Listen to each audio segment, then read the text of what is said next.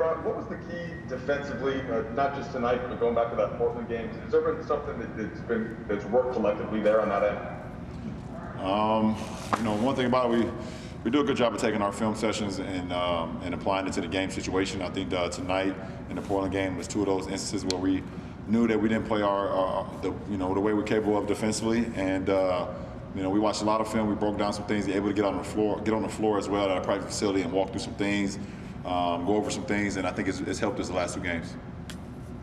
I guess that you could almost think of the same question with AD being out. Have you guys just found finally, I should say finally, right? It was about 5 games. Have you found some sense of rhythm there and guys knowing where they need to be and where they need to step up around you? I think, yeah. I mean, listen, when you lose a mega piece like AD, it's going to take some time, both offensively and defensively, how we want to play and what's going to be our rhythm and how we get into our rhythm. And I think, over the last few games, we've done a good job of trying to, this is where we're going to have the ball. This is how we're going to be effective. This is what we need to run and how we're going to, benefit from one another. And I also think that, guys knowing when they're going to play, they knowing the rotations, things of that nature. So guys are just staying ready. Obviously, you always got to stay ready, but, guys know their rotations and it's worked out a lot for us. Hey. LeBron, you told us that you were going to find a way to figure this thing out because you always tweak your game to what your team needs. And the eye test for me the last couple of games is you play with more physicality and turning defensive plays into offensive opportunities. Has that been the game plan, or is that just what has presented itself these last couple of games? It's my job to, like you said, to figure it out, and on both sides of the floor. And I think defensively, I've just been a little bit more active. Trying to be in the right position where that it benefit our team, benefit myself. But I've just been flying around, and it's helped out our team. And everyone's been flying around. They've helped me out as well too. So, I'm definitely not okay with losing, and so it's my job to figure it out what's going to be the best for our team. And we've done a good job of that the last couple games. Dan? LeBron, before the game, I asked you for kind of, key things for the defender this week, right? You said as players and coach, at different times. He said that he thought this might be the hardest circumstance, with no fans, with game stacks on each other, heading to trying to.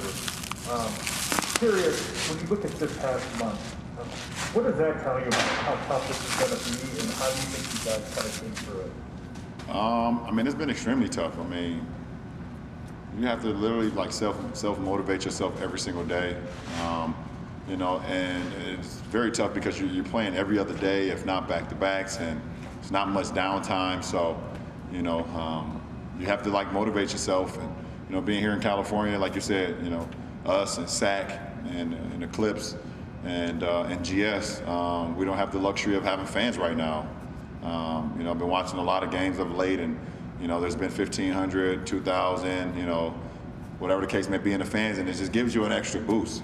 So I'm just waiting, hopefully sooner than later. I would love for us to start having fans here in California, especially here at Staples. It's just adds so much for us, and also to see our fans too. But it's very challenging, and like I said, you just gotta have that self-discipline and that self-motivation to know that you're going out there, and you just have to be able to use your teammates, use yourself, and to get the energy. 18 plus years, LeBron. What self-motivates you still? Because at the end of the day, there's some kids out there that's still watching me. They're watching the way I play the game of basketball. They're reading the narrative of, will I be tired, or am I satisfied, and things of that nature. And I don't want to give them an excuse, no matter the circumstances. You still go out there and you still go out there and play as hard as you can. And, give your life to the game, because the game will give it back to you. So I understand I have a responsibility that's beyond myself when I hit the floor. Okay, last 3, Condon. Hello, LeBron. Obviously, you guys played Portland in the playoffs last year, and Golden State is a team that you know well, and players that you know very well. Defensively, how much has that familiarity that you guys have, and perhaps you personally have with those players, played into the performances you've had? Well, I mean, our coaching staff has done a great job of putting together a game plan, and we've just trying to execute that. I definitely got a lot of familiarity with, obviously, with GS, and some of the players that they have on the floor, just because in the last 10 years, obviously.